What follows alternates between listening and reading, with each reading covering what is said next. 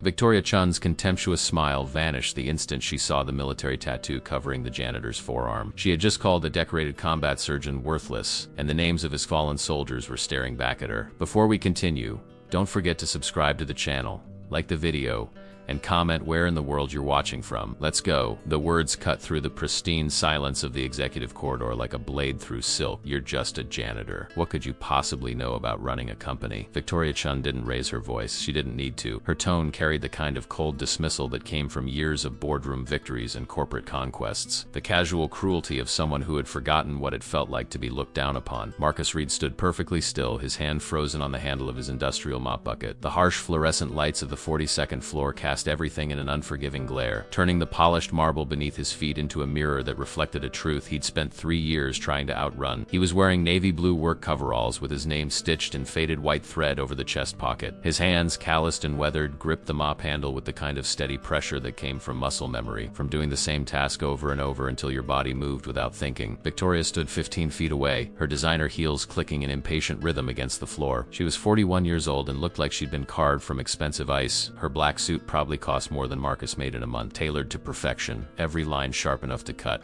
Her dark hair was pulled back in a severe knot that somehow managed to look both elegant and merciless. She held a phone in one hand and a leather portfolio in the other, the tools of her trade, the instruments of power in the corporate world of Zenith Global Industries. Behind her, through the floor-to-ceiling windows that dominated the executive level, the city sprawled out in a glittering maze of steel and glass and ambition. It was 7:30 in the evening, that dead zone between the day shift heading home and the night shift settling in. The hallways were mostly empty except for the two of them, caught in this moment that felt suspended in time, heavy with something neither of them fully understood yet. Marcus had been mopping this same stretch of corridor for 20 minutes, working his way methodically from the elevator bank toward the corner office that everyone called the Ice Palace. That was Victoria's domain, the nerve center of her empire, a glass-walled fortress where she made decisions that affected thousands of lives with the stroke of a pen. He'd learned to time his cleaning route to avoid her. Most nights she left by 7, her driver waiting in the underground garage, whisking her away to whatever gilded cage she called home. But tonight she'd stayed late, and their paths had crossed in the worst possible way. It had started with a simple question. Marcus had noticed a stack of file boxes outside the conference room, the kind that got left behind after late meetings, filled with papers that needed shredding or archiving. He'd seen the confidential labels on the sides, the kind that meant they shouldn't be sitting unattended in a public hallway. Years of training, years of protocol drilled into his bones had made him pause. He'd knocked gently on Victoria's office door, intending to ask if the boxes should be moved to the secure storage room. She'd looked up from her computer screen with the expression of someone interrupted during surgery, annoyed and impatient. Before he could finish his sentence, she'd cut him off. That's not your concern. Your job is to clean floors, not worry about corporate documents. Just do what you're paid to do and stay out of matters you don't understand. He'd nodded, accepting the dismissal, and returned to his mop and bucket. But she'd followed him out, perhaps sensing that her words hadn't quite landed with the impact she'd intended, or maybe just needing to assert her dominance one more time before the day ended. That was when she'd said it, standing in the middle of the corridor with her arms crossed, looking at him like he was something stuck to the bottom of her expensive shoe. You're just a janitor. What could you possibly know about running a company? The question hung in the air between them, and Marcus felt something shift deep in his chest. It was a small thing, barely noticeable, like the first crack in a dam before the flood. He'd spent 3 years building walls around his past, brick by brick, creating a fortress of anonymity where no one asked questions and no one expected answers. He'd chosen this life deliberately, sought out the kind of work where you could disappear into the background, where your uniform made you invisible and your silence made you safe. He'd thought he'd buried the man he used to be under layers of routine and exhaustion and the simple, predictable rhythm of mop water and cleaning solution. But Victoria Chun, in her designer suit and her tower of glass and steel, had just pressed on a bruise he didn't know was still tender. She'd looked at him and seen nothing, and somehow that was worse than being seen for who he really was. The contempt in her voice wasn't even personal. It was casual, reflexive, the kind of dismissal that said he wasn't worth the energy of real cruelty. He was just part of the building's infrastructure, as interchangeable and unremarkable as the light fixtures or the fire extinguishers mounted on the walls. Something in Marcus's expression must have changed, some flicker of emotion crossing his face that penetrated Victoria's shield of superiority. She tilted her head slightly, her eyes narrowing with a predator's focus. For the first time since their conversation began, she actually looked at him, not through him or past him, but at him. She saw a man in his late 30s with close-cropped dark hair showing the first threads of silver at the temples.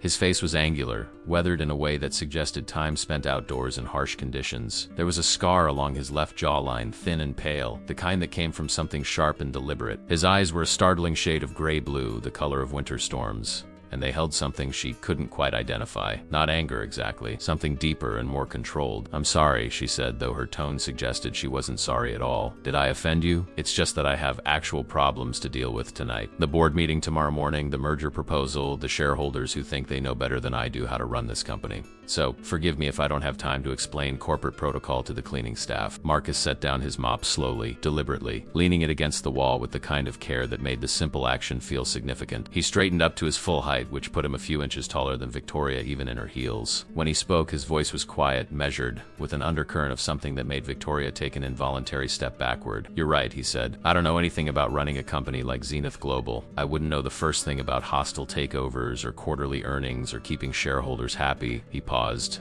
and in that pause, Victoria felt the strange, prickling sensation of having made a mistake, though she couldn't yet identify what kind. "But I do know something about protocol," Marcus continued, "and I know that leaving confidential documents in an unsecured hallway is a security risk. I know that because I spent 12 years in a place where a security breach didn't just cost money, it cost lives." The words landed like stones in still water, sending ripples out. Victoria's expression shifted from irritation to confusion to something that might have been the beginning of curiosity. "What are you talking about?" she started to say, but Marcus was already rolling up the sleeve of his work coverall, pushing the blue fabric up past his elbow to expose his right forearm. The tattoo was impossible to miss. It covered most of his forearm in stark black ink with touches of red, a detailed design that spoke of meaning and memory. At the center was a medical caduceus, the traditional symbol of healing.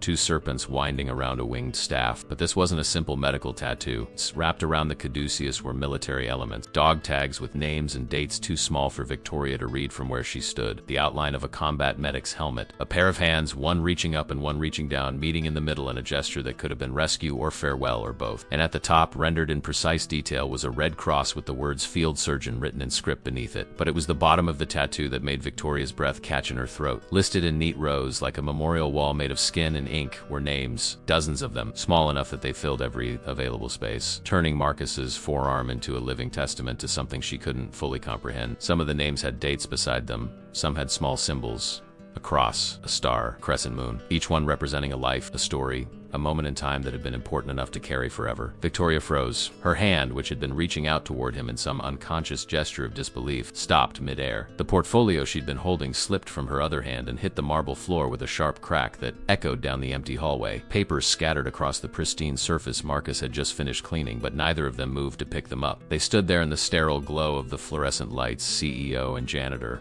separated by 15 feet and a lifetime of assumptions that were crumbling in real time. Victoria Chun had built her empire on the ability to read people. She could walk into a negotiation and know within 30 seconds who held the real power, who was bluffing, and who would fold under pressure. She could scan a room full of executives and identify the threat, the ally, and the one who would betray her the moment it became advantageous. It was her superpower, this cold, analytical precision that stripped away pretense and revealed the bones of truth underneath. But standing in that hallway, looking at the tattoo on Marcus Reed's arm, she realized she had been catastrophically, humiliatingly wrong. The silence stretched between them like a physical thing, heavy and charged with the weight of her judgment. Marcus didn't move. He stood there with his sleeve pushed up, his arm extended not in aggression but in simple presentation, like a man showing credentials at a checkpoint. His expression was unreadable, a carefully maintained neutrality that Victoria now recognized as the mask of someone who had learned to hide everything that mattered behind a wall of practiced calm. She found her voice, though it came out smaller than she'd intended, stripped of the commanding authority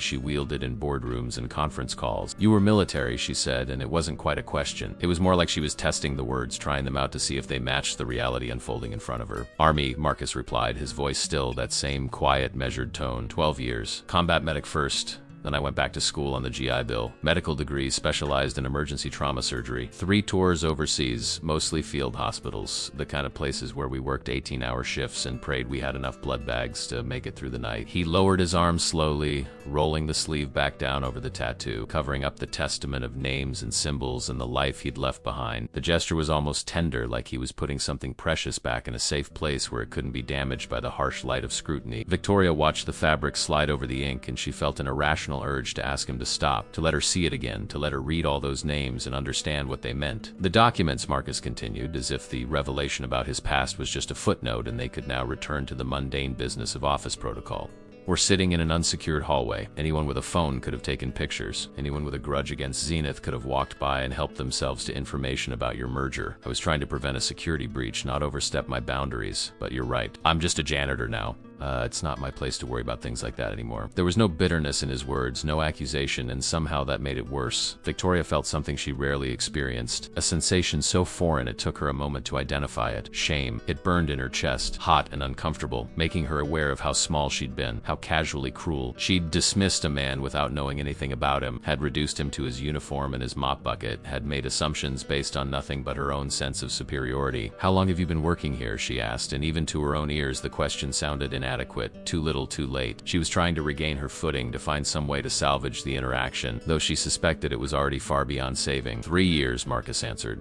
He bent down and began picking up the papers that had scattered from her portfolio, gathering them with the same methodical care he brought to cleaning floors. "Night shift, 7 to 3 in the morning, 5 days a week. I clean the executive floors, the conference rooms, and the lobby. I empty trash cans and change light bulbs and fix the coffee maker when it breaks down. Sometimes I restock the supply closets or move boxes when the day staff asks. It's a good job, steady. No one asks questions." Victoria knelt down beside him, her expensive suit suddenly feeling ridiculous as she crouched on the floor she'd just watched him mop. Helping gather papers she'd dropped because she'd been too shocked to maintain her grip. Her fingers brushed against his as they both reached for the same document, and she jerked her hand back as if burned. He didn't seem to notice or care. He just continued collecting papers, stacking them with precise edges, making sure everything was aligned and orderly. "Why?" Victoria asked, and the question encompassed everything. "Why are you here?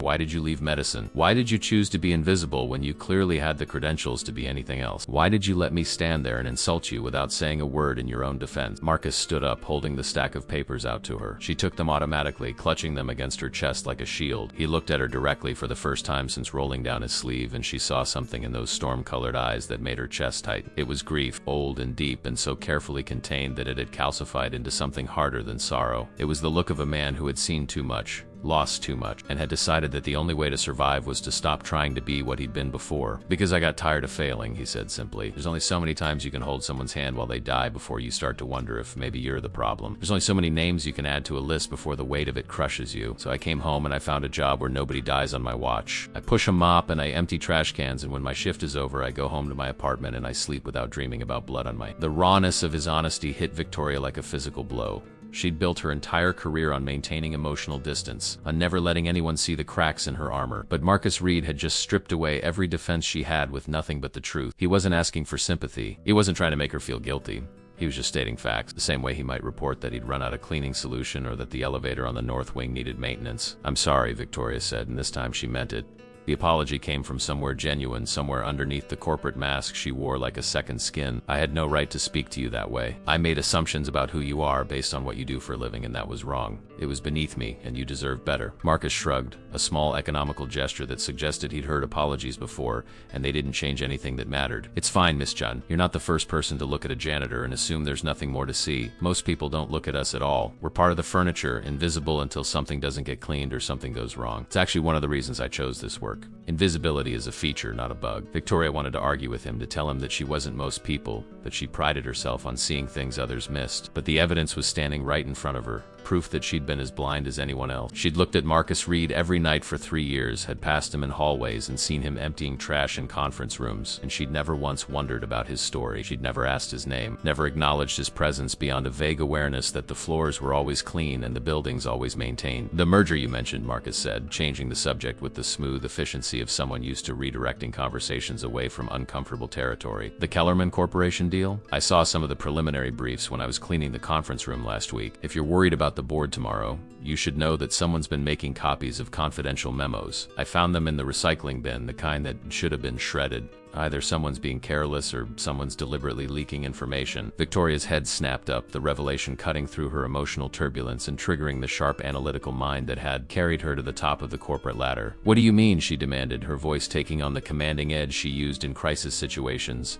"What kind of memos? Who had access?" Marcus hesitated, and she could see him weighing whether to continue, whether stepping further into this conversation would violate the careful boundaries he'd drawn around his new life. But something in her expression must have convinced him, because he spoke. "Financial projections," she said. "Details about the stock swap structure and the timeline for the announcement. The kind of information that could tank the deal if it got to Kellerman's competitors before you're ready to go public. I didn't read them thoroughly, but I saw enough to know they were sensitive. I put them aside thinking someone would realize the mistake, but they were gone the next night. Someone came back for them." Victoria's mind was already racing, running through scenarios and suspects, identifying the weak points in her operation. The conference room on the 42nd floor had become a war room. Victoria had dismissed her driver, canceled her evening plans, and pulled up the security footage from the past 2 weeks on her laptop. Marcus stood at a respectful distance, his mop and bucket abandoned in the hallway, watching as she worked with the focused intensity of a surgeon cutting away diseased tissue. The transformation was remarkable. The woman who'd been dismissive and cold 20 minutes ago had become someone else entirely. Someone sharp and dangerous and utterly committed to finding the truth. "Show me which night you found the documents," she said without looking up from her screen. Marcus moved closer, leaning over her shoulder to point at the timeline display. "Tuesday," he said. "2 weeks ago. I was cleaning the conference room around 11:30. The meeting had run late and there were coffee cups everywhere, papers scattered across the table. Most of it was normal stuff, agendas and printouts of PowerPoint slides. But there was a stack in the recycling bin that had the red confidential headers. I pulled them out because they should have gone to the secure shredding service." Victoria's fingers flew across the keyboard, pulling up the footage from that night. The conference room appeared on screen in grainy black and white, the camera mounted in the corner providing a wide-angle view of the entire space. They watched as the meeting broke up around 10:15, executives filing out in small clusters, their body language suggesting tension and disagreement. Victoria recognized most of them. Members of her senior leadership team, the people she trusted with the most sensitive aspects of the business. "There," Marcus said, pointing at the screen. "That's when I came in." The time stamp read 11:27. They watched his figure enter the frame, pushing his cleaning cart,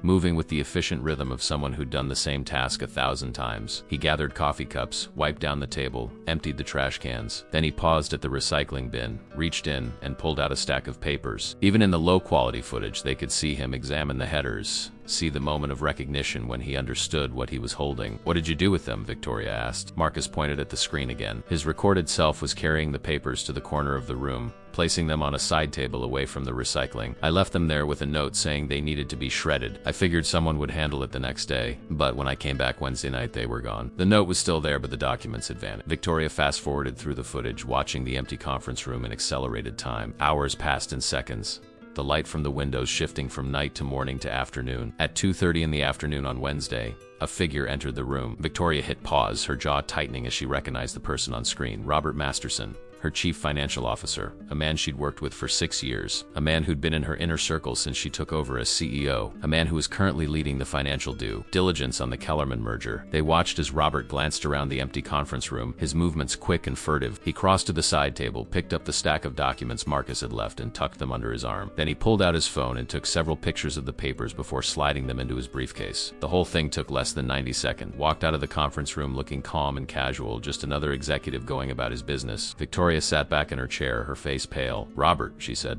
and the name came out like a curse. She pressed her palms against her eyes, breathing slowly through her nose. 3 months ago, he came to me asking for a bigger equity stake in the company. He said he'd been approached by headhunters, that other firms were offering him partnerships, that he needed to see a path to ownership here, or he'd have to consider his options. I told him we'd discuss it after the merger closed, that there would be opportunities for everyone once we'd successfully integrated Kellerman's operations. She lowered her hands, staring at the frozen image of Robert Masterson on the screen, his hand on the briefcase that contained her company's secrets. "He's been selling us out," she continued, her voice hollow, "feeding information to our competitors or directly to Kellerman's board, undermining the merger so he can position himself as a savior when it falls apart. Or maybe he's planning to jump ship entirely, taking everything he knows to another firm that wants to make a competing offer." Marcus said nothing. He'd seen betrayal before, had watched good soldiers make terrible choices under pressure, had held the hands of dying men who'd been shot by people they trusted. Corporate espionage was cleaner than combat, fought with documents instead of bullets, but the fundamental dynamics were the same. People betrayed each other for money, for power, for the promise of something better than what they had. The setting changed, but human nature remained depressingly constant.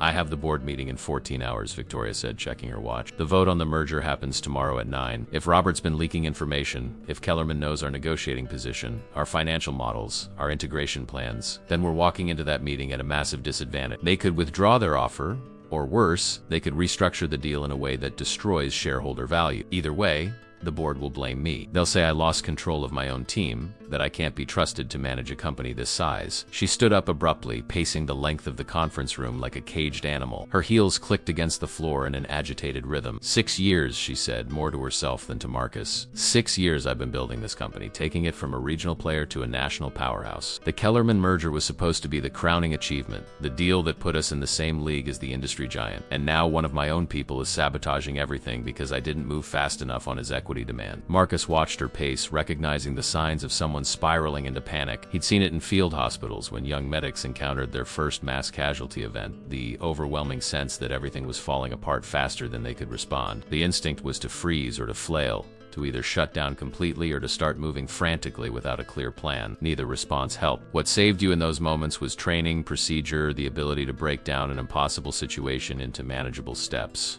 Miss Chun, he said quietly. Victoria stopped pacing and looked at him, her expression wild. You're in triage mode right now, he continued. You're seeing a catastrophic injury and you're trying to fix everything at once. But that's not how you save the patient. Prioritize. You identify what's going to kill you first and you address that, then you move to the next threat and the next, step by step until you've stabilized. Victoria stared at him and slowly the frantic energy began to drain away, replaced by a cold, focused calculation. You're right, she said, her voice steadying. Okay, walk me through it. What's the immediate threat? Marcus moved to the whiteboard at the front of the conference room and picked up a marker.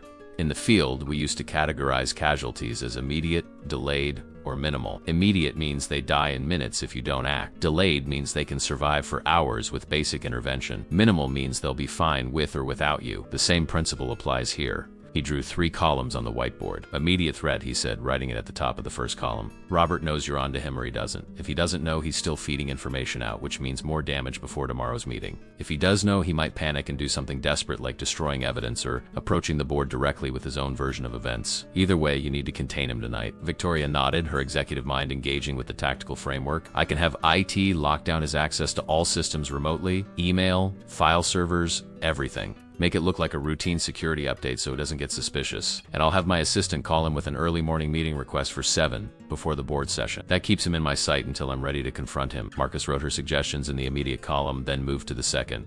Delayed threat, he continued. The information he's already passed along. You can't unring that bell, but you can minimize the damage. Do you have alternate negotiating positions prepared? Different financial models that still work, but aren't the ones he knows about? Victoria's eyes lit up with understanding. We have contingency plans, she said. 3 different structures for the deal depending on various market conditions and board preferences. Robert's seen the primary model, the one we've been working with, but he hasn't had access to the alternative. We could pivot to one of those, render his information obsolete. Exactly, Marcus said, adding that to the delayed column. And the minimal threat? Victoria thought for a moment. The board's perception of my leadership, she said. That's actually not immediate because I still have enough political capital to survive one crisis. But if this becomes a pattern, if they start to see me as someone who can't control her own team, then I'm vulnerable to a coup. They worked through the night. 2 unlikely allies huddled over laptops and legal pads, building a strategy to salvage the merger and expose the traitor in Victoria's ranks. Marcus had long since abandoned any pretense of continuing his cleaning duty. His cart sat forgotten in the hallway while he helped Victoria comb through months of financial records, identifying patterns in Robert Masterson's behavior that now looked suspicious in hindsight. Every late-night meeting he'd requested, every document he'd insisted on personally reviewing, every conversation he'd steered towards sensitive topics. The pieces fit together with damning clarity once you knew what to look for. Around midnight, Victoria ordered food from a 24-hour diner that delivered to the building. They ate sandwiches and drank terrible coffee from the break room while going over the timeline of Robert's betrayal. Marcus discovered he had opinions about corporate strategy, insights born from his military experience,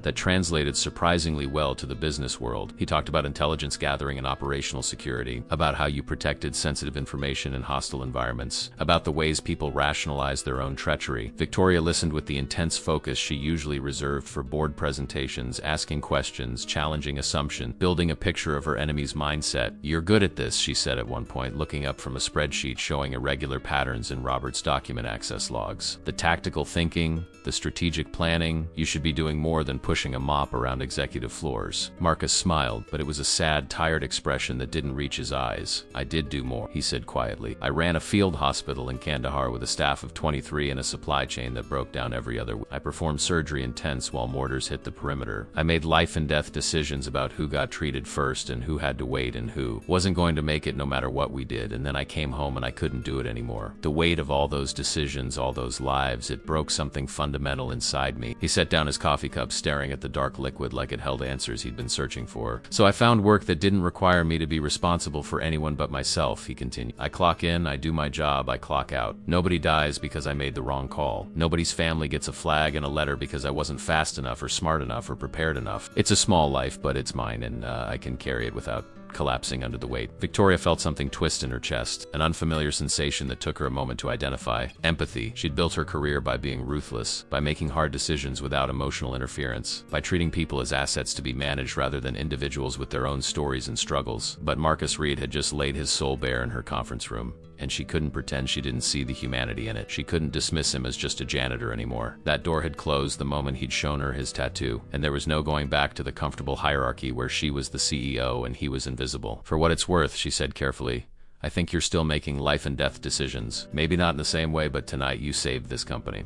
If you hadn't noticed those documents, if you hadn't told me about Robert, I would have walked into that board meeting completely blind. Hundreds of employees would have lost their jobs when the merger collapsed. Shareholders would have lost millions. That's a different kind of battlefield, but the stakes are just as real for the people affected." Marcus looked at her, surprised. "I never thought about it that way," he admitted. "I've been so focused on not being responsible for saving people that I never considered I might still be able to help in smaller ways. It's easier to see yourself as useless than to accept you might still have value, just in a different form than before." They held each other's gaze for a long moment, and something shifted between them. It wasn't attraction exactly, though. Victoria was becoming increasingly aware of the man sitting across. The quiet strength in his presence, intelligence in those storm-colored eyes, more like recognition, the sense that they'd both been fighting their own wars in isolation and had suddenly found someone who understood the cost of battle. The moment was broken by Victoria's phone buzzing with a message from her IT director confirming that Robert Masterson's system access had been quietly restricted. Phase 1 of their plan was complete. Victoria glanced at the time. It was 2:17 in the morning. In less than 7 hours, she would face her board of directors and either secure her company's future or watch it crumble. The exhaustion was starting to catch up with her, making her thoughts feel sluggish and her eyes burn. "You should get some rest," Marcus said, reading her expression. "You need to be sharp tomorrow. I can finish compiling these access logs and have them ready for you by 6. Victoria started to protest, but he cut her off gently. "I'm used to working nights, Miss Chun. My body clock is wired for this shift. You're running on adrenaline and caffeine, and that only takes you so far. Trust me, I've seen enough sleep-deprived people making critical decisions to know it never ends well." She wanted to argue, but he was right. Her body was starting to rebel against the extended hours and the stress. "Fine," she said, standing up and gathering her things, "but I want you to promise me something." He looked at her questioningly. "When this is over," she continued, "when we've dealt with Robert and saved the merger, you and I are going to have a conversation about your future with this company. Because I don't care what you think you're capable of, Marcus Reed. You've proven tonight that you're wasted on the night cleaning crew." Marcus didn't respond immediately. He just watched her with that careful, neutral expression he'd perfected, the one that gave away nothing. Then he nodded once, a small acknowledgement that wasn't quite agreement, but wasn't refusal either. "We'll see," he said. "Let's get through tomorrow first." Victoria left the conference room and took the private elevator down to the executive parking garage where her driver was waiting, having been summoned back despite the late hour. As the car pulled out into the empty city streets, she found herself thinking not about the merger or Robert's betrayal or the board meeting that would determine her fate. She was thinking about a man in blue coveralls with a tattoo full of names. A man who'd saved her company while insisting he wasn't capable of saving anything. Back on the 42nd floor, Marcus sat alone in the conference room, surrounded by evidence of corporate betrayal and the remnants of their makeshift war council. He looked at the whiteboard with its 3 columns of threats and solutions, at the legal pads covered in Victoria's precise handwriting and his own rougher scrawl. He thought about what she'd said, about still making life and death decisions in smaller ways, about having value in a different form. Maybe she was right. Maybe the past 3 years hadn't been about hiding from responsibility, but about finding a way to carry it that didn't destroy him. He picked up his phone and scrolled to a contact he hadn't called in over a year. Dr. Sarah Chun, his old mentor from medical school, the woman who'd tried to convince him to come back to medicine after he'd quit. He typed out a message, then deleted it, then typed it again. The cursor blinked at him accusingly. Finally, he just wrote 3 words. "You were right." He hit send before he could change his mind, then set the phone down and went back to work. There were still hours to go before sunrise, and Victoria Chun needed ammunition for her battle. Give her that much. He could be useful in this small way, even if he wasn't ready to be the surgeon he used to be. The dawn came slowly, painting the city in shades of gray and gold. Marcus finished his report at 5:45, printed out 3 copies, and left them in a neat stack on the conference room table, along with a flash drive containing all the digital evidence. Then he gathered his cleaning supplies, returned them to the custodial closet, and clocked out exactly on time at 3 in the morning. 3 hours late by his usual schedule, but early by the standards of the night they'd just shared. He rode the bus home to his small apartment in a neighborhood where nobody knew his history and nobody asked questions. He showered, changed into civilian clothes, and lay down on his bed, but sleep wouldn't come. His mind kept circling back to the conference room, to Victoria Chun's transformation from contemptuous CEO to strategic partner, to the way she'd looked at him when he explained his past. She'd seen him, really seen him, and instead of pity, she'd offered respect. That was new. That was dangerous. That was something he didn't quite know how to process. His phone buzzed. A text from an unknown number that he realized must be Victoria. "Thank you for tonight, I won't forget it." Simple words, but they carried weight. The boardroom of Zenith Global Industries was designed to intimidate. Floor-to-ceiling windows on 2 walls offered panoramic views of the city, a constant reminder of the empire being governed from this room. The table was a massive slab of polished black granite that could seat 20 people comfortably, with built-in screens and microphones at each position. The chairs were leather and chrome, ergonomically perfect but deliberately uncomfortable. It's designed to keep meetings moving and prevent anyone from getting too relaxed. Everything in the space communicated power, permanence, and the weight of decisions that affected thousands of lives. Victoria Chun sat at the head of the table at 8:45 in the morning, 15 minutes before the board meeting was scheduled to begin. She'd gone home, showered, changed into her armor of choice, a charcoal gray suit with subtle pinstripes that made her look both authoritative and unapproachable, and returned to the office by 7. Robert Masterson had arrived at 7:15 for their fake early meeting, looking nervous but trying to hide it behind a facade of professional courtesy. She'd kept him in her office making small talk about the merger while her assistant worked with IT to compile the final evidence pack. He had no idea the trap had already closed around him. Now the board members were filing in, 11 men and women who held her fate in their hands. They represented major shareholders, founding family interests, and external financial institutions that had invested heavily in Zenith's growth. Victoria knew each of them intimately, their voting patterns, their personal agendas, their relationships with each other. She knew who could be swayed by data, who responded to emotional appeals, and who simply wanted to back the winning side. Managing this group was like conducting an orchestra where half the musicians were actively trying to play a different symphony. Robert Masterson took his usual seat to Victoria's right, his leather portfolio open in front of him, his expression carefully neutral. He'd been her CFO for 6 years, her trusted partner through 2 major acquisitions and a successful IPO. They'd celebrated victories together, weathered crises together, built a working relationship based on what she'd thought was mutual respect and shared vision. Looking at him now, Victoria felt a cold fury that she kept locked behind her professional mask. He'd betrayed her, betrayed the company, betrayed everyone who depended on Zenith's success, all because she hadn't moved fast enough on his equity demand. It was such a small, petty reason for such massive treachery. "Good morning, everyone," Victoria said as the last board member settled into their seat. "Thank you for being here. I know we have a full agenda today, but before we get to the formal vote on the Kellerman merger, there's an urgent matter that requires the board's immediate attention." She saw Robert stiffen slightly beside her, saw the micro-expression of concern that flashed across his face before he controlled it. He was smart enough to know something was wrong, but not smart enough to have prepared an escape route. "Over the past several weeks," Victoria, her voice measured and calm, "confidential information regarding the Kellerman merger has been systematically leaked from this company. Financial projections, negotiating positions, integration plans, all of it has been compromised. This represents a serious breach of fiduciary duty and a direct threat to shareholder value." The room erupted in controlled chaos, board members talking over each other, demanding explanations, expressing outrage. Victoria let it run for exactly 30 seconds, then raised her hand for silence. The discipline she'd built into this group over 6 years reasserted itself, and they quieted. "I've spent the past 12 hours investigating the source of the leak," Victoria said. "With the help of our IT department and security team, we've traced the unauthorized access and dissemination of confidential documents." She nodded to her assistant, who began distributing folders to each board member. "Inside, you'll find a comprehensive report detailing the evidence, including security footage, system access logs, and a timeline of events. The source of the leak has been identified." She paused, letting the weight of the moment build. The board members were opening their folders, scanning the documents, their expressions shifting from confusion to shock to anger. Victoria saw the exact moment when they reached the conclusion she'd carefully guided them toward. Eyes began turning to Robert Masterson, who sat frozen in his chair, his face draining of color. "This is absurd," Robert said, his voice tight. "Whatever you think you've found, Victoria, there has to be an explanation. I would never compromise this company. I've dedicated 6 years to building Zenith. My entire reputation is tied to our success." It was a good performance, Victoria thought dispassionately. He was hitting all the right notes, righteous indignation mixed with loyal dedication. But she'd seen the security footage. She knew the truth, and more importantly, she had proof. "The evidence is quite clear, Robert," she said, her voice gentle in a way that was somehow more cutting than anger would have been. "On multiple occasions, you accessed confidential merger documents outside normal business hours. You made copies of files that weren't part of your authorized scope. You were observed on security camera removing documents that had been flagged for secure destruction, and perhaps most damning. Phone records show multiple calls to a number registered to Kellerman's primary competitor, Vanguard Financial, during the exact time period when confidential information was being leaked to the press. That last part was a bluff, an educated guess based on who stood to gain most from the merger's collapse. But Robert's reaction told her she'd guessed correctly. His jaw clenched, his eyes darted toward the door, calculating escape routes. It was over, and he knew it. The board knew it too. She could see the verdict written on their faces, the cold calculation that their CFO had just transformed from an asset into a massive liability. One of the board members, a steel-haired woman named Patricia Thornton, who'd been with the company since its founding, spoke into the heavy silence. "What's your recommendation, Victoria?" Her tone made it clear this was a test,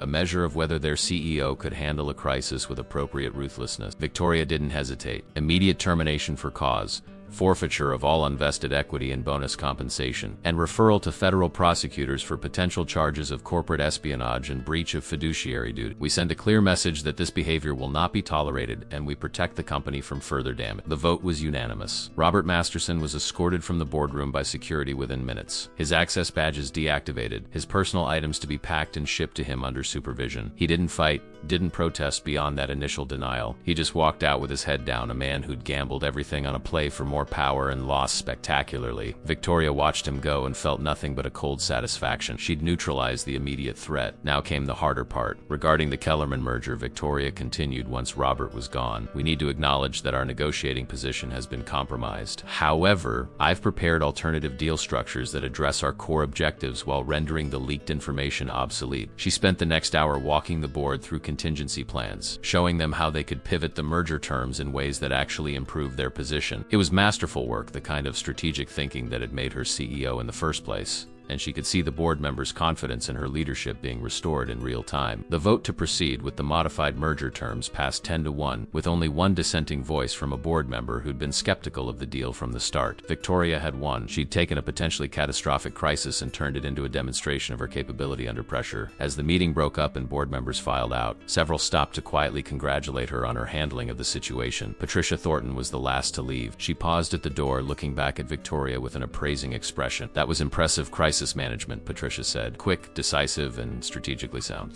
But I'm curious about something. The report mentioned that the initial discovery of the document breach came from an unusual source. A member of the night maintenance staff?" Victoria met her gaze steadily. "Sometimes the most valuable intelligence comes from people we overlook," she said carefully. "Someone noticed a security lapse that everyone else missed because they were paying attention when we weren't. It's a good reminder that everyone in this building has a role to play in protecting what we've built." Tricia nodded slowly, a small smile playing at the corners of her mouth. Marcus Reed spent that morning doing something he hadn't done in 3 years. He visited the hospital, not as a doctor, not even as a visitor, but as a ghost returning to a place that had once been home. He stood in the parking lot of St. Catherine's Medical Center, staring up at the concrete and glass structure where he'd completed his residency, where he'd learned to save lives, and where he'd ultimately learned that saving lives wasn't always enough. The building looked the same, institutional and imposing, but somehow smaller than he remembered. Everything from his past seemed to be shrinking in the rearview mirror lately. He'd received a text from Dr. Sarah Chun at 6 that morning, responding to his cryptic message from hours earlier. Her reply was characteristically direct. "My office, 10 o'clock, and don't you dare cancel on me, Marcus Reed." So here he was, walking through the main entrance, past the reception desk where volunteers directed lost family members, past the gift shop selling teddy bears and Mylar balloons, toward the elevators that would take him to the administrative wing. His hands were shaking slightly. He shoved them in his jacket pockets. Sarah Chun's office was on the 4th floor, a corner space that reflected her status as the hospital's chief of emergency medicine. Marcus knocked once, heard her call out to enter, and pushed open the door to find her exactly as he remembered. She was 53 years old with silver-streaked black hair pulled back in a practical bun, wearing scrubs under a white coat, her reading glasses perched on her nose as she reviewed something on her computer. She looked up as he entered, and her expression shifted from professional focus to something softer, warmer, tinged with relief. "You actually came," she said, standing up and moving around her desk. For a moment, Marcus thought she might hug him, but she seemed to sense his boundaries and stopped a respectful distance away. "I wasn't sure you would. It's been a long time. 3 years, 2 months. Marcus said quietly. The precision of the timeline spoke volume. He'd been counting, marking time in the wilderness of his self-imposed exile. Sarah gestured to the chairs in front of her desk, and they both sat. She studied him with the clinical eye of someone trained to assess a patient's condition in seconds, but also with the warmth of a mentor who'd once believed in his potential. "Your message said I was right," Sarah began. "About what specifically?" "Because I've told you a lot of things over the years and you've ignored most of my advice." Marcus managed a small smile. "About me running away instead of dealing with what happened. About hiding from medicine instead of finding a way back to it. You told me that taking a break was healthy, but abandoning my calling completely was just another form of self-destruction. I didn't want to hear it then." I'm not sure I want to hear it now, but I'm starting to think you might have had a point. Sarah leaned back in her chair, processing this admission. What changed, she asked. Marcus hesitated, trying to find words for something he didn't fully understand himself. I met someone, he said fine. Well, I've been working in the same building as her for 3 years, but I actually met her last night. She's a CEO. Brilliant and ruthless and completely dedicated to her work. She looked at me at the janitor pushing a mop and she saw nothing. Just hired help. Invisible. Sarah's expression remained neutral, giving him space to continue. And then circumstances forced me to tell her who I used to be, Marcus went on. I showed her my tattoo, told her about my service, about leaving medicine, and instead of pity or awkwardness, she saw me as someone who could help solve a problem. She treated me like I had value beyond my current job title. We spent the night working together to stop a corporate betrayal, and she used military tactical thinking that I suggested. She listened to me. She trusted my judgment. And when it was over, she thanked me and told me I was wasted on the night cleaning crew. He looked down at his hands, still shaking slightly. For 3 years, I've been telling myself that I'm broken, that I can't do this work anymore, that I'm safer just being nobody. But last night, I felt something I haven't felt since Sarah died. I felt useful.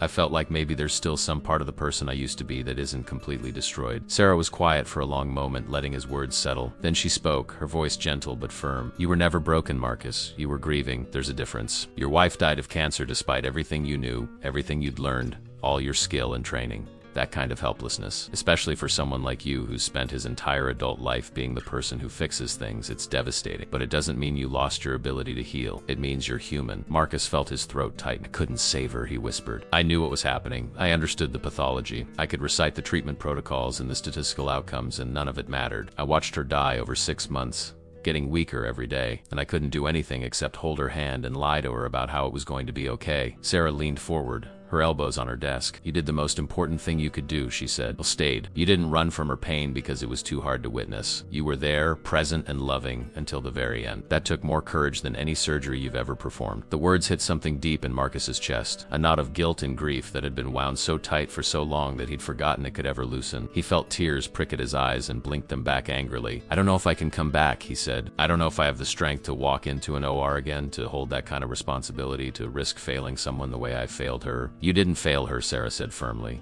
Cancer failed her. Biology failed her. You did everything a husband and a doctor could do. And yes, it wasn't enough, but that's not the same as failure. Medicine isn't about winning every battle, Marcus. It's about showing up for the fight, even when you know you might lose. They sat in silence for a moment, the weight of unspoken history filling the space between them. Finally, Sarah spoke again, her tone shifting to something more practical. I'm not asking you to come back to emergency medicine tomorrow, she said. I'm not even asking you to come back at all if that's not what you need. But I am asking you to stop punishing yourself by pretending you're someone you're not. This CEO you mentioned, she saw something in you that you've been trying to hide. Maybe it's time to stop hiding. Marcus nodded slowly, not quite agreement, but acknowledgement. I don't know what that looks like, he admitted. I don't know how to be a doctor again without being consumed by the fear of losing another patient. Sarah smiled. Then start smaller. Do what you did last night. Help in whatever way feels manageable. Use your training, your experience, your tactical mind, but stop telling yourself that the only way to matter is to be back in an OR saving lives. There are 1,000 ways to heal, Marcus. You just have to be willing to try. He left the hospital an hour later,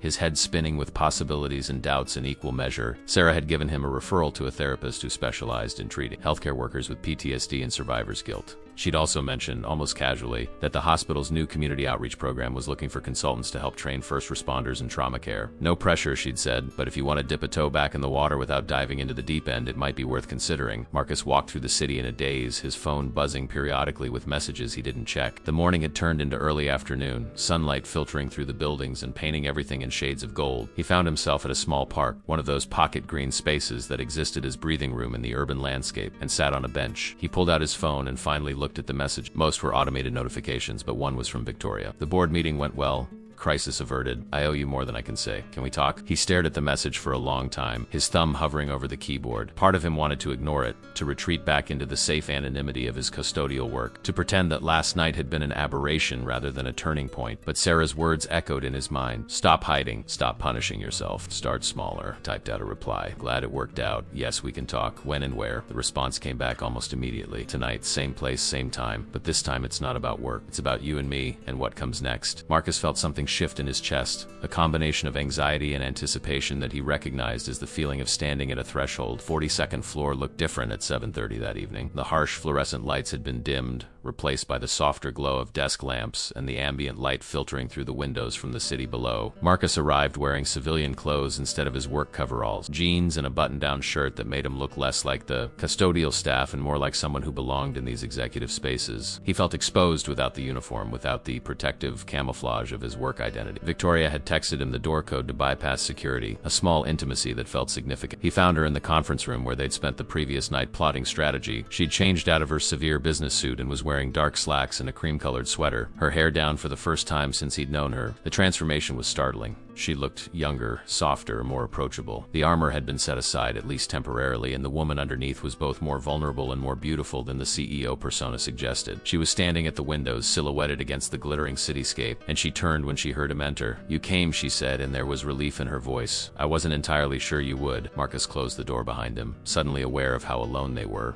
How different this felt from the crisis-driven collaboration of the night before. This wasn't about solving a problem or stopping a betrayal. This was about them, whatever that meant. "You said we needed to talk," he replied. "I'm here, but I should probably warn you that I'm not great at this kind of conversation. I've spent 3 years perfecting the art of not talking about anything that matters." Victoria smiled, a genuine expression that softened the sharp edges of her face. "Join the club," she said. "I've spent 6 years as CEO perfecting the art of never letting anyone see past the professional facade. We're a perfect pair of emotionally stunted workaholics." She gestured to the table where she'd set out takeout containers from what looked like an expensive restaurant. "I ordered food. Real food this time, not diner sandwiches. I figured if we're going to have an actual conversation, we should do it properly." They sat across from each other, the dinner spread between them, feeling ceremonial somehow, a deliberate construction of normalcy in a space designed for corporate warfare. Victoria served portions onto plates with the careful attention of someone who wasn't used to performing domestic tasks but wanted to get it right. Marcus watched her, noticing details he'd never allowed himself to see before. The way she bit her lower lip when she was concentrating, the small scar on her left hand that suggested some long-ago kitchen accident, the weariness around her eyes that came from carrying too much responsibility for too long. "Tell me about your wife," Victoria said once they'd started. "Her name was Sarah. You said she died of cancer. What was she like?" The question was direct but not invasive, and Marcus found himself answering before his usual defenses could activate. "She was light," he said simply. "The kind of person who made everyone around her feel like they were the most interesting person in the world. She was a teacher, 4th grade, and she loved those kids like they were her own. Every night at dinner, she'd tell me stories about them, about who was struggling with math, or who'd written a beautiful poem, or who needed new shoes because their family couldn't afford them. She saw people, really saw them, and she made them feel valued." His voice caught slightly. "We met in college, got married right after I finished medical school. She supported me through residency, through my deployments, through all the hell of military service. She never complained about the long hours or the danger or the fact that I was halfway around the world more often than I was home. She just loved me completely, without reservation, and I took that for granted because I thought we'd have forever." The grief in his words was palpable, a living thing that filled the space between them. Victoria didn't offer platitudes or try to fix his pain. She just listened, giving him the gift of her full attention. "How long were you married?" she asked gently. 12 years, Marcus replied. "We were trying to start a family when she got diagnosed. Stage 4 ovarian cancer. By the time they found it, it had already spread everywhere. They gave her 6 months and she fought for 8. And every single day I watched this brilliant, vibrant woman disappear piece by piece until there was nothing left but pain and exhaustion, and I couldn't do anything. All my medical training, all my experience with trauma and emergency care, and I was completely helpless." Victoria reached across the table and placed her hand over his. The gesture was simple, human, and it broke something open in Marcus that he'd been keeping locked away. "I'm sorry," she said, and the words carried genuine empathy. "That kind of loss, that kind of helplessness, I can't imagine it. But I do understand building walls to protect yourself from feeling that vulnerable again. I do that too, just in different ways." Marcus looked at her hand on his, the warmth of her skin grounding him. "Tell me," he said. "Tell me about your walls." Victoria withdrew her hand, taking a sip of wine before speaking. "I was married too," she said. "His name was David. Investment banker. Brilliant with numbers. Terrible with emotions. We met at a conference, had one of those whirlwind courtships that seems romantic at the time, but is really just two workaholics finding someone who won't demand too much attention. We got married, bought a beautiful apartment, checked all the boxes of what successful people are supposed to, and we were fine, comfortable, as long as neither of us asked for anything deeper than surface-level companionship." She paused, choosing her words carefully. 3 years ago, I got the CEO position. It was everything I'd worked for, the culmination of 15 years climbing the corporate ladder. David was supportive, or so I thought, but 6 months into my tenure, he sat me down and told me he was leaving. He said he'd married a woman, not a corporation. He said I'd become so consumed with work that I'd stopped being a person, that every conversation was about strategy and stakeholders and quarterly projections. He said he felt like he was living with a very sophisticated robot that happened to look like his wife. The pain in her voice was evident despite the clinical way she described the divorce. He wasn't wrong, she continued. I had become that person. I'd sacrificed everything personal, everything human, on the altar of professional success. And when he left, instead of taking it as a wake-up call, I just worked harder. I told myself that relationships were a distraction, that people were unreliable, that the only thing I could count on was my own capability and determination. I built my walls higher and thicker, and I've been living inside them ever since. Marcus understood completely. We're both running, he said. Me from the possibility of failing someone again. You from the possibility of needing someone at all. We've just chosen different forms of isolation. Victoria nodded. But last night, she said, something changed. When you showed me that tattoo, when you told me your story, when you helped me save my company using skills you've been pretending you don't have, I realized how tired I am of being alone inside these walls. I don't want to be the Ice Queen CEO who wins every battle but has no one to celebrate with when it's over. The vulnerability in her admission matched his own, creating a strange symmetry between them. Two wounded people recognizing each other across the wreckage of their respective traumas. What are you saying, Victoria? Marcus asked carefully. She met his eyes directly. I'm saying that I see you, Marcus Reed, not the janitor, not the doctor you used to be, but the man you are right now. Complex and damaged and trying to figure out how to live with ghosts. And I think maybe you see me too, past the title and the corner office and the reputation. We're both works in progress, both trying to find our way back to being human. Maybe we could try doing that together. The proposition hung in the air between them, terrifying and tempting in equal measure. Marcus's first instinct was to run. He could feel the impulse in his muscles. The familiar urge to retreat before things got complicated, before he risked failing someone else who mattered. But something kept him rooted to his chair, staring at Victoria across the remains of their dinner. Maybe it was the raw honesty in her eyes. Maybe it was the recognition that running hadn't actually protected him from anything over the past 3 years. It had just made him lonelier. Maybe it was simply exhaustion with his own defense. I don't know if I can do this, he said finally. Not because I don't want to, but because I don't know if I have anything left to give someone. I'm hollowed out, Victoria. I've been going through the motions of existing for so long that I'm not sure there's enough of me left to build something real with another person. Victoria stood up and walked around the table, sitting in the chair beside him instead of across from him. The proximity felt dangerous and necessary at the same time. You helped me save my company last night, she said quietly. You took a crisis that could have destroyed everything I've built, and you helped me turn it into a victory. You did that while believing you were broken and useless. Imagine what you could do if you actually believed in yourself. Marcus turned to look at her, really look at her, and saw his own fear reflected back. She was just as scared as he was, just as uncertain. The only difference was that she was choosing to be brave anyway, to reach across the divide and risk rejection. What if I hurt you? He asked. What if I can't be what you need? What if 3 months from now you realize I'm too damaged, too stuck in my grief, too afraid to actually move forward? Victoria smiled sadly. Then we'll deal with it, she said. I'm not asking for guarantees, Marcus. I'm asking for honesty and effort, and the willingness to try. That's all either of us can offer. We're both swimming in deep water here. At least we can swim together instead of alone. He reached out slowly, tentatively, and touched her face. His fingers traced the line of her jaw, feeling the warmth of her skin, the reality of her presence. She didn't pull away. She leaned into his touch, her eyes closing briefly as if savoring something she'd been starving for, and then he kissed her. It was gentle at first, questioning, a conversation without words. She answered by pulling him closer, her hand coming up to grip his shirt, and the kiss deepened into something that felt like drowning and breathing at the same time. When they finally pulled apart, both slightly breathless, Marcus rested his forehead against hers.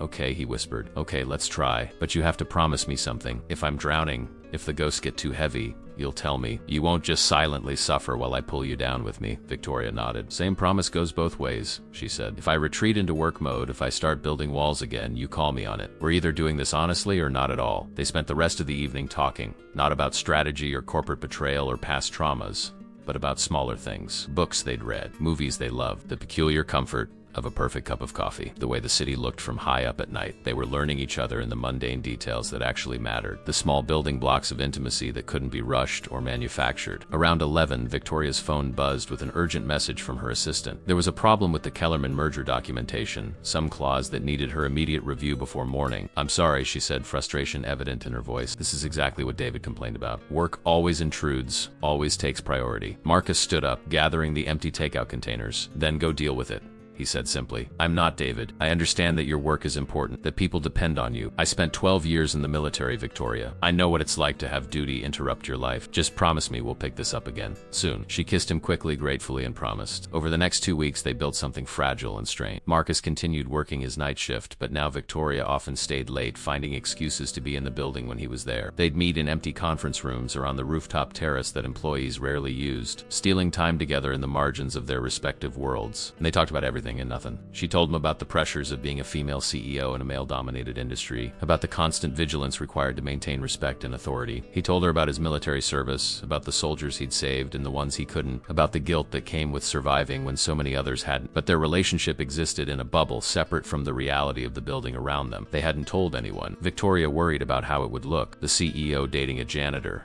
the optics that could undermine her authority. Marcus worried about becoming a distraction, about putting Victoria in a position where she'd have to defend him to her board, so they kept it secret, which felt both exciting and unsustainable. Secrets had a way of corroding things from the inside.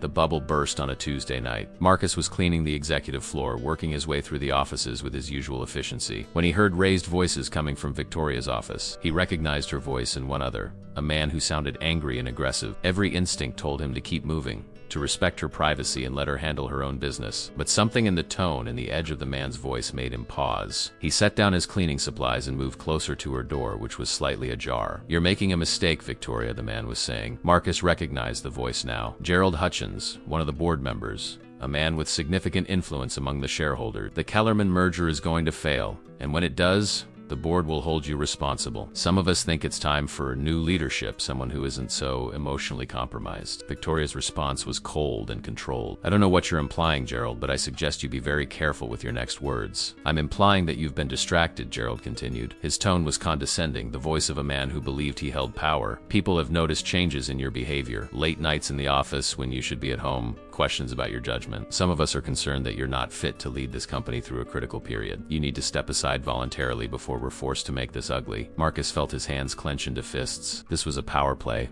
a corporate coup disguised as concern. Victoria's laugh was bitter. "Let me be clear, Gerald. I'm not stepping aside. I've delivered record growth for this company. I've navigated crises that would have destroyed lesser leaders, and I've done it while dealing with sabotage from within my own executive team. If you want my job, you'll have to take it through a formal vote, and I guarantee you don't have the support you think you do." There was a long silence. Then Gerald's voice came again, lower and more menacing. "Everyone has vulnerabilities, Victoria. Everyone has secrets that could damage their reputation. Be smart about it. Accept a graceful exit while you still can." The threat was obvious, and Marcus felt a surge of protective anger that surprised him with its intensity. He pushed open the door without thinking, stepping into Victoria's office. Both she and Gerald turned to stare at him, surprise evident on both their faces. "I'm sorry to interrupt," Marcus said, his voice carefully neutral, "but Miss Chun, you asked me to remind you about your conference call with the Tokyo office at midnight. You have 15 minutes to prepare."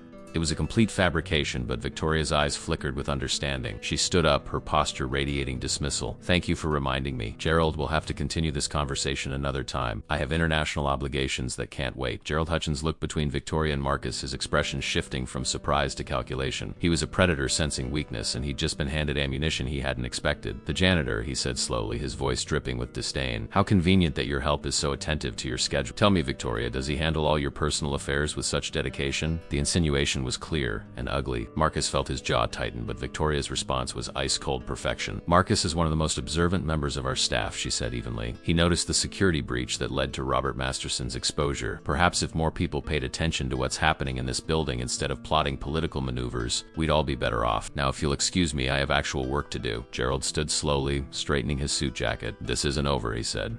"Not by a long shot." He walked past Marcus without acknowledgement, treating him exactly as what he appeared to be.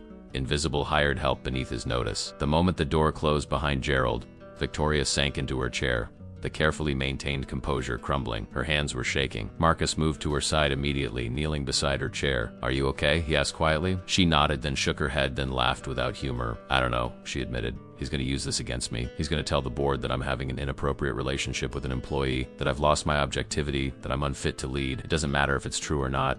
The accusation alone will be enough to damage my credibility." Marcus felt the weight of guilt settle on his shoulders. This was his fault. By interrupting, by inserting himself into her business, he'd given Gerald exactly the weapon he needed. "I'm sorry," he said. "I shouldn't have come in. I just heard the way he was talking to you and I reacted without thinking." Victoria reached out and gripped his hand fiercely. "Don't apologize for having my back," she said. "Don't apologize for caring enough to step in when you thought I might need help. That's not the problem here. The problem is that Gerald's right about one thing. I have been distracted. Not in the way he means, not in a way that affects my work, but I have been keeping secrets, and that makes me vulnerable." She stood up, pacing the length of her office. "We need to make a choice," she said. "Either we keep this thing between us hidden and accept that it makes us both vulnerable to exactly this kind of attack, or we acknowledge it openly and deal with the consequences head on." Marcus stood as well, his mind working through the scenarios. "If we go public," he said slowly, You face a board that questions your judgment. I become the gold digger janitor who seduced the CEO for his own advancement. It gets ugly fast. Victoria turned to face him. And if we stay secret, she countered, we live in constant fear of exposure. We can't build anything real if we're always looking over our shoulders, always worried about who's watching or what they're thinking. The choice was impossible, and they both knew it. They stood in the middle of her office, separated by 10 feet of expensive carpet. Two people who'd found something rare and fragile in each other, but whose circumstances made that connection inherently complicated. Marcus thought about Sarah, about how she'd supported him through years of military service when he was gone more than he was home. She'd never asked him to choose between his duty and his love for her. She'd just loved him completely and trusted that he'd find his way back to her. But Victoria wasn't Sarah. And this wasn't the military. The rules were different here. The stakes calculated in reputation and power rather than blood and sacrifice. What do you want? Victoria asked quietly. Not what's smart or strategic. What do you actually want? Marcus met her eyes across the distance. I want to stop hiding, he said. I want to stop pretending I'm just a janitor who doesn't care about anything beyond his cleaning cart. I want to try being the person I used to be, or maybe some new version of that person. And I want to do that with you, not in secret, not in stolen moments between your meetings and my shifts, but open, even if it's hard, even if people judge us. Victoria nodded slowly, decision crystallizing on her face. Then that's what we do, she said. Tomorrow I call an emergency board. I disclose our relationship, I make it clear that it hasn't affected my professional judgment, and I dare them to challenge my leadership based on who I choose to date. They can accept it or they can try to remove me, but either way, we stop living in the shadows. Marcus felt equal parts terror and relief. That's a huge risk, he said. You could lose everything. She crossed the distance between them, taking both his hands in hers. I could, she agreed, but I've already lost everything once when David left. I built it back by myself through sheer force of will, and I can do it again if I have to. What I can't do is keep sacrificing my humanity for professional success. That's not living. That's just surviving, and I'm tired of just surviving. They held each other in the quiet of her office, two people preparing for battle. Around them, the building hummed with the subtle sounds of night, the HVAC system cycling air, the distant ping of elevator bells. The city beyond the windows never truly sleeping. Marcus thought about the morning meeting, about standing in front of a board of directors and being scrutinized, judged, found wanting. He thought about Victoria facing those same people who held her career in their hands, and he thought about Sarah's voice in his memory, telling him that courage wasn't the absence of fear, but the decision to act despite it. The next morning arrived too quickly. Marcus had gone home to his small apartment, showered, and put on the one suit he owned, the same one he'd worn to Sarah's funeral 3 years ago. It felt like armor, uncomfortable and foreign after years of work coveralls, but necessary. He met Victoria in the parking garage at 8, and they rode the elevator up together in silence, hands clasped, drawing strength from each other. The board members were already assembled in the conference room, 11 faces ranging from curious to hostile. Gerald Hutchins sat near the head of the table, a satisfied smirk playing at the corners of his mouth. Victoria called the meeting to order with her usual crisp authority. Thank you all for coming on short notice, she began. I've asked you here to address a matter of personal disclosure before our scheduled quarterly review. There are rumors circulating about my personal life, and rather than let those rumors fester and distort the truth, I'm choosing to address them directly. She gestured to Marcus, who stood near the door, feeling like an intruder in this world of power and privilege. This is Marcus Reed. Some of you know him as a member of our night custodial staff. What you don't know is that he's also a decorated combat veteran and a former trauma surgeon who left medicine after his wife's death. The board members' expressions shifted from bored impatience to surprised attention. Victoria continued, her voice steady. Over the past few weeks, Marcus and I have developed a personal relationship.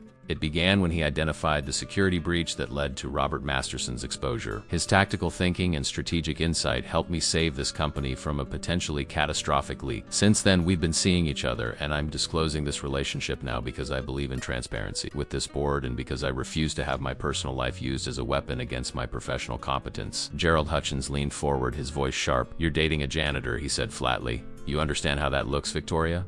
Understand the questions it raises about your judgment? Marcus felt anger flare in his chest, but before he could respond, Victoria's voice cut through the room like a blade. I'm dating a man who saved lives under fire for 12 years, she said coldly. A man who holds a medical degree and has more courage in his little finger than most people have in their entire body. The fact that he currently works in custodial services says nothing about his worth and everything about his character. The room fell silent. Patricia Thornton, the founding board member who'd questioned Victoria after Robert's exposure, leaned back in her chair with an appraising expression. Let me make sure I understand this correctly, she said, her voice measured and thoughtful. The janitor who identified our security breach is actually a former military surgeon? Victoria nodded. Combat medic first. then field surgery, 3 tours overseas. He left medicine after his wife died of cancer, and he's been working here for 3 years. Patricia turned her attention to Marcus, her sharp eyes taking in his bearing, the way he stood with military precision despite the obvious discomfort of being scrutinized. "Why custodial work?" she asked directly. "If you have medical training, why choose to push a mop?" Marcus had known this question would come, had spent the entire sleepless night preparing for it. "Because I needed to be somewhere that my failures wouldn't kill," he said quietly. "I spent 12 years watching people die despite my best efforts. My wife died despite everything I knew, everything I could do. I came here because this building doesn't ask me to be responsible for lives anymore. It just asked me to show up, do honest work, and go home. It's been enough to keep me breathing, even if it hasn't been enough to make me feel alive." The honesty in his words seemed to shift something in the room. These were people used to corporate speak, to carefully crafted messages designed to obscure rather than reveal. Marcus's raw truth was disarming in its directness. Gerald Hutchins, however, wasn't ready to concede. "This is exactly my point," he said, gesturing at Marcus dismissively. "Victoria's involved with someone who, by his own admission, is broken. Someone who's hiding from his potential, someone who chose to be invisible rather than face his responsibilities. What kind of judgment does that demonstrate?" Victoria's eyes flashed with anger, but before she could respond, Marcus stepped forward. His voice was calm, but carried an edge of steel that made everyone in the room pay attention. "You want to talk about judgment, Mr. Hutchins? Let's talk about it. 2 weeks ago, I noticed confidential documents in an unsecured location. I could have ignored it, kept my head down, stayed invisible. Instead, I reported it to Miss Chun. That decision led to the discovery of corporate espionage that would have destroyed this merger and cost hundreds of jobs. I made that choice not because I had to, but because I saw something wrong and decided it mattered." He moved further into the room, no longer hovering at the edges, but claiming his space. "I've spent 3 years telling myself I was broken, that I had nothing left to offer." Miss Chun saw past that lie. She looked at a janitor and saw someone worth listening to. She trusted my tactical experience when planning her response to the breach. She valued my perspective enough to work with me through the night to save her company. It's not poor judgment. That's recognizing potential in unlikely place, exactly the kind of leadership that's made this company successful. The board members were watching him now, really watching, and Marcus felt something shift inside himself. He was no longer the invisible custodian trying to disappear into the background. He was standing in front of some of the most powerful people in the corporate world,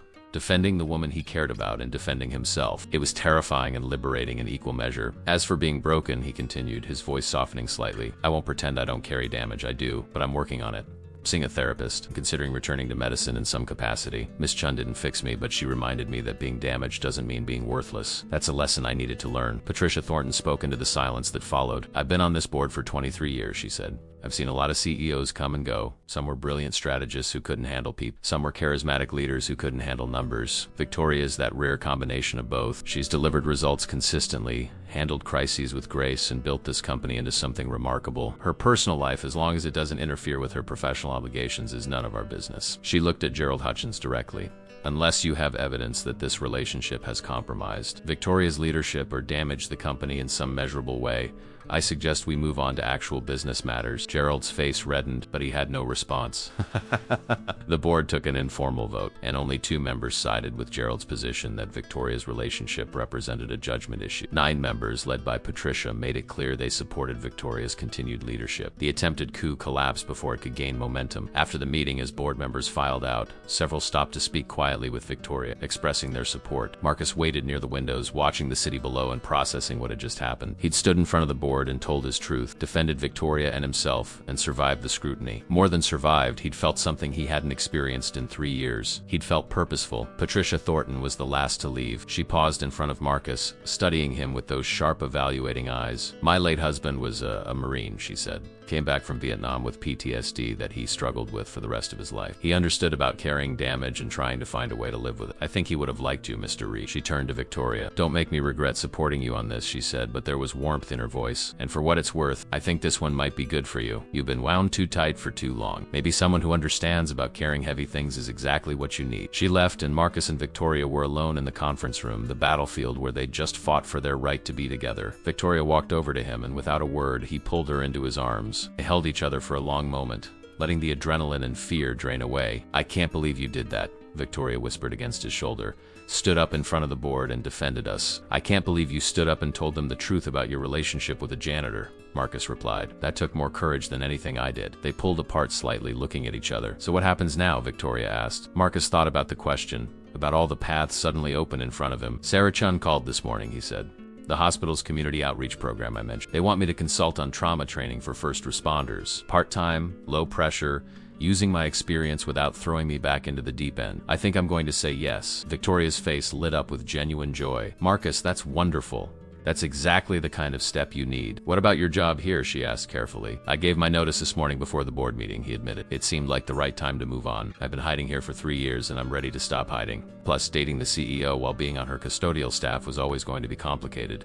She laughed, the sound bright and free. So we're really doing this, she said. Openly, honestly, no more secrets. We're really doing this. 6 months later, Marcus stood in the training room of St. Catherine's Medical Center, teaching a class of paramedics and EMTs about trauma response protocols. He wasn't performing surgery, wasn't responsible for life and death decisions in real time, but he was using his knowledge to help others save lives. It was manageable, meaningful, and it felt like coming home to a house that had been remodeled. The structure was familiar, but the interior was different, adapted to who he was now rather than who he used to be. Victoria was in the audience, sitting in the back row. She'd taken the afternoon off, something the old Victoria would never have done, to support him on his first day teaching. She watched him explain complex medical procedures with clarity and patience, watched him interact with students who clearly respected his experience, and she felt a profound sense of pride. This was what healing looked like. Not a sudden miraculous recovery, but a gradual rebuilding, brick by brick, until you'd constructed something new from the rubble of what came before. That evening they had dinner at his apartment, nothing fancy, just pasta and salad and conversation. They talked about their days, about small victories and minor frustrations, about the ordinary texture of lives being lived rather than merely survived. Marcus's apartment walls now held photos, not just of Sarah, but of his new life. Pictures of him and Victoria at a charity gala, a framed certificate from the hospital's outreach program, a snapshot of them hiking together, wind-blown and laughing. You know what's strange? Victoria said as they cleaned up after dinner. What? Marcus asked. I spent so many years believing that vulnerability was weakness, that needing someone made you less capable. But being with you, being open about us, it hasn't made me weaker. If anything, I'm better at my job because I'm not carrying everything alone anymore. Marcus dried a plate, thinking about her words. Sarah used to say that strength isn't about how much weight you can carry by yourself. It's about knowing when to ask for help and having people you trust enough to share the load with. They finished cleaning and moved to the small balcony off Marcus's living room. The city stretched out before them, a million lights representing a million stories of people trying to find their way through complicated lives. Sometimes Marcus still thought about the names tattooed on his arm, the soldiers and patients he hadn't been able to save. But now those names felt less like an indictment and more like a memorial, a way of carrying those lives forward rather than being crushed under their weight. And sometimes in quiet moments like this with Victoria beside him, he thought about Sarah, and he could almost hear her voice telling him she was proud, that she'd wanted him to find his way back to living. That love didn't end just because life did. Victoria leaned against him, her head on his shoulder. "Thank you," she said softly. "For what?" he asked. "For showing me that being seen is better than being untouchable. For reminding me that the person you are matters more than the position you hold. For being brave enough to let me in when you were convinced you had nothing left to offer." Marcus kissed the top of her head, breathing in the scent of her shampoo, feeling the solid reality of her presence. "Thank you for looking at a janitor and seeing a person worth knowing," he replied. "For being brave enough to fight for us when it would have been easier to walk away. For reminding me that being broken doesn't mean being finished." They stood together as the sun set over the city. Two people who'd found each other in the most unlikely circumstances, who'd been tested and had chosen each other again and again. The road ahead wouldn't be easy. Marcus still had hard days when the weight of memory felt crushing. Victoria still fought her instinct to retreat into work when emotions got complicated. But they were learning to navigate those challenges together, to be honest about their struggles, to ask for help when they needed it. In the end, it wasn't a fairy tale. It was something better. It was real. Two damaged people building something new from their respective wreckage, proving that healing doesn't require you to forget your past, but rather to integrate it into a future that makes room for both scars and hope. And that, Marcus thought as he held Victoria close, was more than enough. It was everything.